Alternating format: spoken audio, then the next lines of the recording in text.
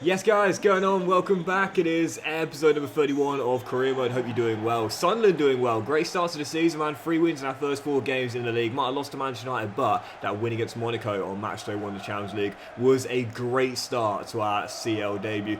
Loads to get through today, man, so we'll jump right into it. We've got the Carabao Cup, we've got match days 2 and 3 of the Champions League phase. We start with this Premier League at home. West Ham comes to the stadium and like, a win here could possibly send us top of the table. How are the lads?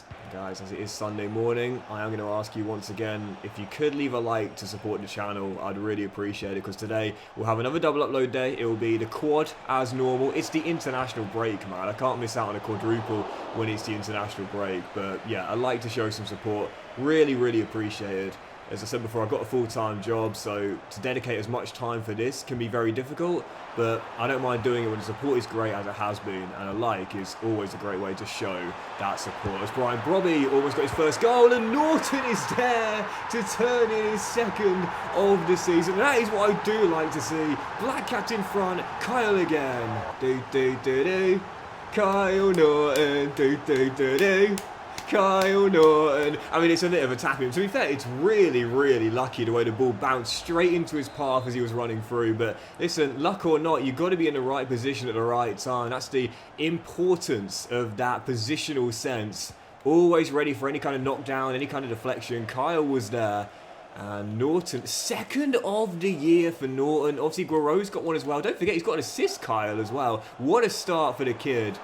And Sunderland's young Black Cats on the prowl early doors this season and leading early in this game as well. 1-0 up. Siddiqui rolls it back to Fatau, and it's Dell finds Ahmad looking for his first goal since joining. Rolls it across. It's Norton again. Oh, just wide. We are playing some great football to start this game off as well, man. Really looking good early doors. And Norton rolls it through to Hannibal. First of the season, second of the afternoon for Sunderland.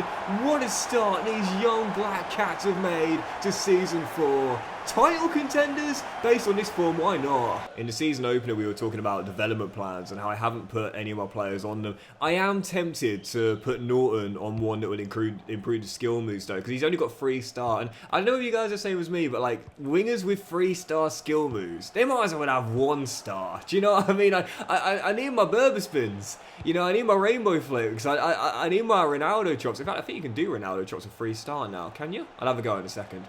But, or is it Berber spin you can do it with 3-star? It's one of the two. As that ball's rolled inside. Great touch and off the crossbar. And Lucharel gets it away. But still currently leading by 2 for now. Lucky escape there. And there's a Ronaldo chop. And has he got 4-star? No, I could swear he had 3-star. Great football. And Guerrero can't slide it in. Does he have 3-star or 4-star? No, he's got 3-star. How's he doing that then? How's he doing that? Is it because of one of the play styles? Is it because he's got the inventive play style? I'm not sure. I'm not too sure. Or maybe they've been downgraded to 3-star now. I don't know. Someone can let me know in the comments. But even so, I would like to get him onto the 4-star anyway. And as we did say before, you know, it's improving a player's skill move and weak foot is fine. You know, we see players do that all the time. In real life as well. The problem is I just don't want everyone to be 5-star, and you know, with my memory, that is very probable to happen. Anyway, 20 minutes to go here. Little scare there of West Ham hitting the woodwork, but to be fair, we've had a really good game. And I still feel if there is going to be another goal, it is going to be for Sunderland. And the kid, whether it's 3-star, 4-star, I'll tell you this, he's a 5-star prospect. Norton's 3rd in 5 games. Black Cats running rampant. Oh, that is going to do it for the game, and it is going to be another win for Sunderland. 3-0 scoreline. It might become 4 late. I would love to get Norton that hat-trick if I could. Ball rolled through. Kyle, I see you. Arriving at the far post. Come on. The mullet with the 4th and his 3rd of the afternoon. The youth players have arrived at the Stadium of Light. Another clean sheet for Guerrero in the back line, who's over to celebrate with him.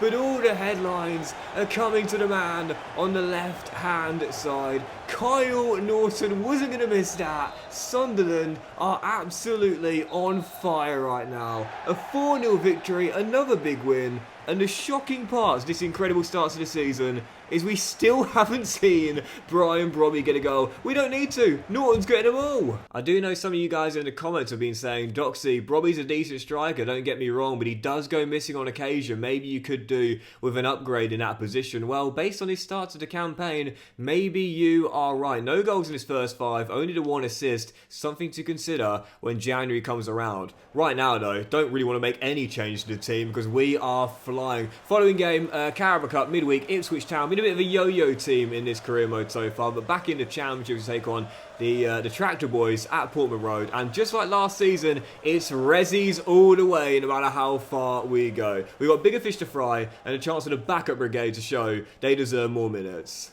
And it turns out I can't even do that this season because we don't have enough depth to make up a totally rotated line. So Hannibal will be leading the backup brigade in our Carabao Cup run this season, but it might end after the first round we enter. Terrible game, goalless draw, penalties to see who goes through. So I'll go with the normal 5 with the exception of Watson coming in. I've mentioned this before, when you look at the stats here, if the finishing stat is the same as the penalty stat, for some reason the finishing stat, the higher finishing stat player often goes to the back. You might as well put him to the front there as it's the exact same, but he's got a higher finishing stat. So let's see if we can make it through. I'm feeling reasonably confident here of making the next round. I think our record on penalties is played 2, won 1, lost 1. And as George Hurst takes the first, it's scored. Thomas David is going to go to the same side, but the different corner. And he finds the top. As we are level. Now Al Hamidi against Anthony Patterson, captain for the night, scores. I might just repeat what they're doing, you know. I might just say I'm going to take a leaf out of your book and go where you're going. And yep, Burrows right down the middle, and it's 2-2. I wonder if Muric will clock onto this as Jaden Filogeno will take the next. He's gone right, centre, and now left maybe. Yep, but once again, can't make the save. Second time in a row, and again, I'm going to do the same thing. Let's see if Muric has wised up to it. It's Tom Watson who scores. This is pretty fun, actually. Little copycat routine as Cameron Humphreys is next up. And once again, third time in a row I've gone the right way. Or third time out of 4, I should say. But got nothing on it. Jack Hinchelwood, new recruit, also scores. So at the moment they've gone right, centre, left, right. So I'm assuming it'll be centre. And it's not. They've gone top left. And that means that if Muric has any intelligence whatsoever, he'll know where Dan Neil is going. Top left hand side or his right. Let's see if he's clocked on or not. It's going to be Dan Neil who scores. And it's going sudden death. And as things stand, it is 100%. Oh, come on. Hannibal, the only starter we had out there because of the lack of depth to keep sudden death going and see us avoid getting knocked out in the first round we enter. Scores to Siwa for Ipswich, down the middle, and it's 7-6. And I'm so annoyed I've gone the right way. 3 of the 7 penalties and got nothing on it. So Chris Root to take the next. I'm going to keep on doing what I've been doing, copycatting Ipswich Town, and let's see if the youngster can keep this going. He does. And Galila for Ipswich Town. Scores. Right, settle in, guys, because we could be here for a long time. Talby to take the next. And I feel confident I'm going to go the right way again with Patterson at some point, because he's done so for free already. As does Muric there, but gets nothing on it. And now Ben Johnson, the ex-Iron, to take the next. It is Johnson. Oh, come on! You know those games where it's like, I just don't think the game wants me to win. I just don't think EA are going to let me win no matter what. This is it. I've gone the right way. Is it 4 or 5 times now? As Leslie is denied by Muric, who finally clocks on, and the Tractor Boys are through. Took him long enough to wise up, but I can't believe Patterson didn't save any of those penalties, man. How did he not get gloves on any of them? Right, let's speed things up on the back of that long penalty shootout. Coventry away, 3 PM Saturday afternoon. Back in the big time. Not under Frank Lampard, who's got them cooking in real life, but heading into this game with them rock bottom of the table right now. This should be a comfortable return to winning ways. How are the lads? Half an hour in. Still currently tied at 0-0. Struggling to break down Coventry here. And find that opening. Oh, that's one. Oh, that's one. We're there, right on kick off for Tawi. That's a wonderful goal. And right in front of the travelling Mackhams, Abdul's 4th of the year gives us the lead. Brilliant, incisive team pass. Just waiting for the opening. Got it. And it fell to the right man as well. Wonderful little ball Flicked through to Fatawu. Keeper stays on his line. Abdul says thanks very much. 1-0. I've got a bit of a soft spot for Coventry because my stepdad is a massive fan. He's been following them home and away since he was a kid. He's now closing in on 80 and he still loves an away day. It's brilliant when he'll say, oh, I'm off to Middlesbrough on Saturday, and I'm like, Christ, fair play, you know. But yeah, they're a great team for an RTG this year as well, Coventry. They've got their real stadium in the game. They've got two lovely kits home and away, sky blue and red. Nice contrast between the two.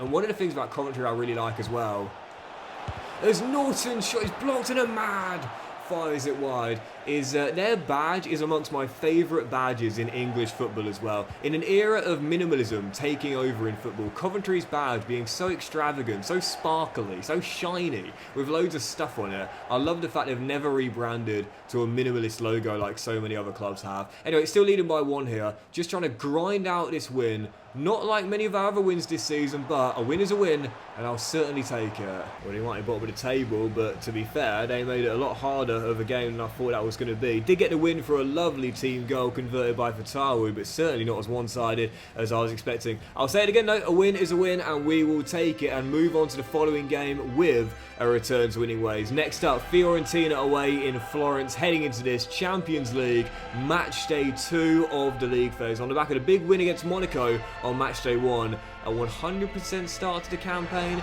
with both games being away from home, and match day 3 probably the easiest of the 8 against Bodo Glimt. That is the dream start we were looking for our Champions League debut. Next up, Fiorentina in Tuscany. 24 minutes in, still 0-0, and I'll certainly take the point here in Tuscany, no doubt about that. But I would definitely say if we can win this game, that's back-to-back wins to start the campaign off. And again, we should beat Bodo Glimt at home on match day 3. I mean, 9 points from 9. And let's say hypothetically we then go and beat Celtic as well. I've got myself in a real pickle there with Jared Brandthwaite. And it took a while, but I did get punished for it by Fran Beltran. Then we would have an amazing start to the campaign. But maybe focus on the task at hand, Doxy boy. You're half an hour in here in Florence and you're a goal down for a stupid lack of awareness. What was I doing with Jared there? So second half underway, and the Black Cats have not got going yet as we're still trailing by 1. And that win against West Ham was brilliant, but we've really struggled since then. And you know, it's worth pointing out as well that in the Champions League, as we said before, the change from the group stage to the league phase is something I'm a big fan of. I'm not one of those old heads who criticises everything that's new about the sport now. This is something I'm massively in fan of, you know, the change in the formatting. But one of the big changes, which I'm also a huge fan of too, by the way, is that now when the team gets knocked out of the league phase, they don't qualify for the Europa League if they finish runners-up. No, they're down, they're out, it's over. And I think that's a great move from UEFA, because I always thought that was really unfair on the teams in the Europa League, that they'll get through their campaign and then they might have to take on one of the bigger teams in the Champions League that was knocked out, as Chris Rigg almost bent in our leveller. So if we do miss out of qualification, that's it. We don't drop to the Europa League, we're out of Europe altogether come the winter time. Great save by the veteran De Gea, and still trailing by 1 for now. Hannibal, nice ball out wide, finds Tom Watson, a bit of space to run into from Watson. Great dribbling! Oh, what a save by David De Gea. What a stop by the former Manchester United and Atletico Madrid shot stopper, flying to his right, and even at his old age, still showing he's got cat-like reflexes as promised. David's header is cleared away, and then Watson's header is cleared, gives it straight back to him. Brandthwaite takes a touch, tries to bend one and puts one over the bar. What a save. I always thought it was incredibly harsh how David De Gea's Manchester United career came to an end. But the fact he spent a whole year out of the game, goes to Fiorentina, and has been brilliant there since arriving in Florence shows that... Oh, ball. No, he's done it again, but the rebound is turned in by Talby. Come on.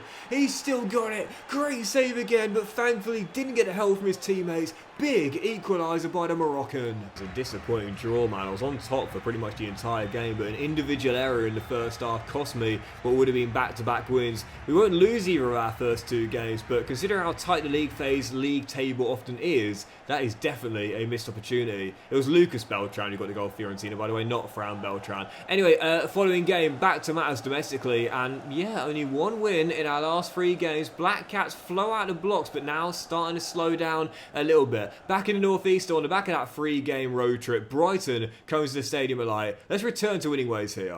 Yeah, starting to slow down a little bit. You can't maintain that kind of pace forever, so it was to be expected. But these are the games where you can't afford to lose. Like, if you do want to be a title contender, which we would like to be this season, but at the bare minimum, Champions League, you can't slip up in these. You got to win these. Brighton have struggled the past 2 years, so last season only just finishing above the relegation zone. This needs to be a return to winning ways, and a big 3 points for the Black Cats. Hopefully, a couple of nice goals as well. I guess we will see. And what I'd really like to do is get Robbie a goal, man. Honestly, still waiting for his first of the season. And you can tell I'm kind of looking for him, really, if I'm being honest. But as Vital, we find Siddiqui. As much as I want it, it can't come at the expense of us not winning the game itself. But there he is. Oh, great save with Selena. And Norton does it again. 3rd rebound goal of the episode, and some might call it goal hanging, but the best forwards will say it's all about positional sense. Kyle does it again, 5th in 7 games, and the mullet has flown out of the blocks this season to assert himself after inserting in the lineup. I'm a bit sorry for Robbie at the moment because he's doing all the right things.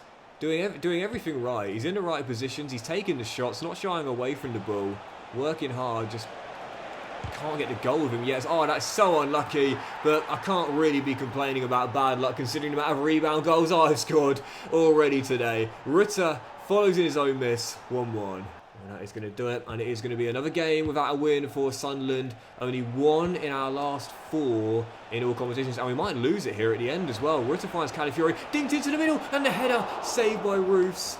And Guerrero is just going to get onto the ball and say, that'll do it, that'll do it. And we will escape with a point. Goodness gracious me, we almost ended our unbeaten run at home right at the death. That is poor from the Black Cats, and thankfully directly after this, we've got an international break. And I often talk about this, when you do have an international break, like we're in real life right now, some clubs want it, some teams don't. It depends on how they're currently doing. Palace, for example, they don't want the break. They want to keep on playing. They're in fine form. But for Liverpool, for example, they're glad to go away for a couple of weeks, knowing that right now they are starting to struggle, as are we. Terrible run, and let's see on the back of the international break, as we'll jump straight into the following game, we can respond. Speaking of Crystal Palace, that is our next opponents away in South London, where after only 1 win in 4 in all competitions, we need a bounce back and the start of a good winning run. This is going to be a tricky tester as well. Palace back to the Premier League after 2 seasons in the Championship. How they didn't bounce back in the first year with the team they had, I've got no idea. But here they are, back again. And this is going to be a tough one for us. I've gone with Norton up top in this game as well. Oh, what a goal, as he's our top scorer, but that is the goal of the season so far. Hannibal with his 2nd in 8 games, and the Black Cats get a pressure relieving goal in the capital. What a strike. About to enter the final half an hour play, and once again, we might have got the early goal, but we've not really done a lot since then. And it's been another tough one for us, really. We'll take the win, and a much needed win as well. This has not been Sunderland back at their best yet, that's for sure. Oh, Vital, brilliantly done. Someone in the middle, headed home. Talby wins it, puts it in the bottom corner, and the Belgian-born Moroccan international has surely given Sunderland just their 2nd away day win in the Premier League this season. Massive, massive, much needed return to winning ways. Well, I certainly wouldn't say we're back to our best yet, but that is the importance of a well-timed international break. We were struggling, we were fatigued, we were feeling a bit negative. Went away for a fortnight, forgot all about it, now came back fit, fresh, raring to go, and getting the return to winning ways. Right, following game, midweek, match day 3, Champions League league phase, our first ever Champions League game at the Stadium of Light in club history, and with Bodo Glimt coming to the northeast, this is the easiest of the 8 fixtures we've got. We need, and I mean need, to make sure we win this one. Next up, the Norwegian side coming to England. How are the lads? I need to get Brian Robbie a goal, man, as well. This drought can't go on much longer. It can't go on like this, can it? It can. He's got to score. He's got to score. No, this is the game, man. You've got the gimme of a game here. This is Bodo Glimt. Again, no disrespect, but that is the easiest fixture we've got in the 8. We're at home. It's a first ever Champions League game at the stadium. Like, what a ball rig! And there it is! Robbie smashing into the top corner. Get everyone over to the corner flag to celebrate with him, man. He's finally notched his first of the season up. And the Black Cats are in front. Courtesy of the first for Anna. Like, what a flick. Oh, naughty from Rig. And a great finish from Double B. The wait is over. Robbie's on the score sheet. So second half underway. Still leading by 1. Not really under much pressure at the moment. They've had a couple of shots from range, but other than that, not much for Roos to worry about. Still leading. If we get a second goal, that will surely do it. As Rig's going to pop it out wide towards Harrison, and we still have the ball along with the advantage too. It's frustrating because I'm really struggling to score nice goals this season. Like last year, my goal of the season compilation was fire. This year, it's going to feature a couple of rebound goals at this rate because I can't seem to get it going.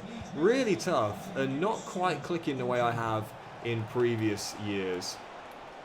As Bodo Glimt come forward here, most important thing is just making sure we see this game out because they're through and Roos has to make a really important save low down to his left.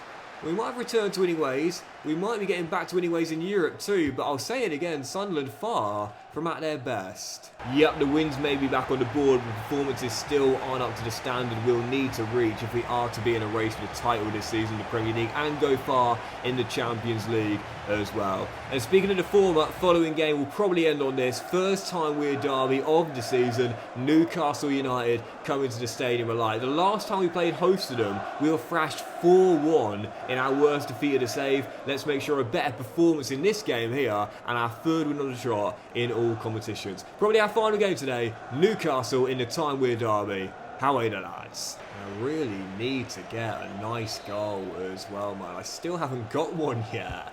I want a oh, Malik, what a fish. I want a goal where I'm like, oh, that's going in the goal of the season compilation, no doubt about it. But if that was scored by me, it would be going in there. Malik has just scored an absolute beaut. And Newcastle have the lead in the stadium alive. Corner whipped in, flicked down. What a finish. It's amazing to think at the moment in the time weird derbies. Oh, Garou, wonderful touch.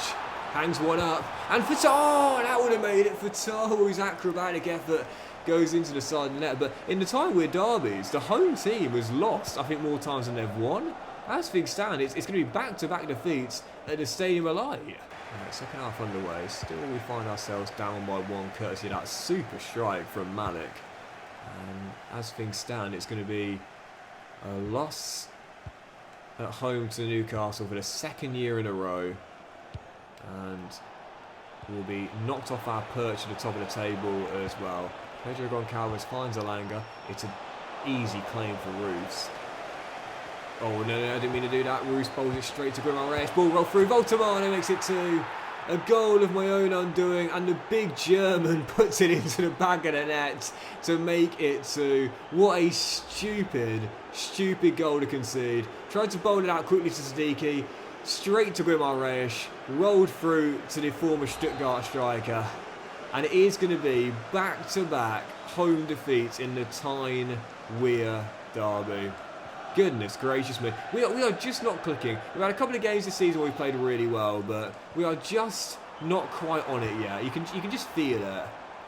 As Hannibal finds Guerreau. And it's turned in by the Frenchman. It's wonderful work. It's a brilliant goal. But I was saying, where's that goal of the season compilation going to feature some Sunderland players? Well, it's definitely going to feature the Ant-Man. Right from kickoff, his second of the year. And that is a beautiful bit of technique. Game on. I like the look of this now when stepping in as well, because he's got great agility. And he's just proved it there. He's taken out 3 black and white shirts on his way to bending it into the top corner. And giving his compatriot Mike no chance with the finish on the weaker right foot. I called it a weaker right foot. It's actually a 4-star rating. So beautiful work there from Guerreau. It's 2-1 and is the epic comeback on. I'll be totally honest here. It's been a poor performance from Sunderland. It was a brilliant, sensational bit of solo skill from the Ant-Man. But as Voltamade almost restored the 2-goal cushion, it is going to be a win for Newcastle and back-to-back defeats in Tyne Weir derbies at the Stadium of Light. Not quite what we needed, as we were aiming to go on a winning run. Brought back down to earth and knocked off our perch by the Magpies. I'm not ending on that. Absolutely not. We're doing one more game. Our final one away from home against Aston Villa, as we'll try and bounce back here and return to winning ways in the episode closer. You know I never like to end on a loss. Definitely not when it's at home against our big rivals as well. Final game, Villa Park. How are you, the lads? Yeah, I don't know whether you guys are the same as me, but when I'm doing a career mode sesh, I don't want to end on a loss, because it's like, it just puts a damper on the whole run. Do you know what I mean? You might have won the majority of your games, but you're going to think about that loss at the end, man. And it might be a while before you get to play again, so... Oh, Sadiki, what a ball! And yes, come on, a man! Gets his first in a Sunderland... sorry, second? When did he score? Who did he score against? Who did the man score? Well, it's his second. Was he against West Ham earlier? I can't remember now, but it's his second since returning, and Sunderland had the lead early. Stare into the final 5 minutes. Morgan Rogers tackled by Guerrero, who's had a stormer, and as Norton slides it in, Promise holds it up. Can we get ourselves a dagger? There it is, David! Come on! Not at our best, but back to winning ways. Our third in 4 in all competitions, and a huge return to winning ways at Villa Park. Come on, come on, come on, don't lose the clean sheet. You know this infuriates me when it happens. Morgan Rogers looking for space, shoots, block, gets it back. Can he finish? Yes, he can. And it's exactly what has happened. Just puts a damper on it, do you know what I mean? It's a win, don't get me wrong, and I'm pleased to get it, our third in 4, but should have held on to the clean sheet as well. We will take the win, and we will end on that, and that will do it for today's episode of Career Mode, guys. Massive thank you for watching. Hope you've enjoyed it. If you have, then please do drop a like. Much love to you all. Have a fantastic day, and we'll return in the next one with more big games in the Premier League, aiming to build on that big win there against Aston Villa, and we'll have match day 4 of the Champions League phase against the German champions Wolfsburg away in Germany. Have a brilliant day, guys. Much love to you all, and I'll see you for the next episode of Career Mode very soon.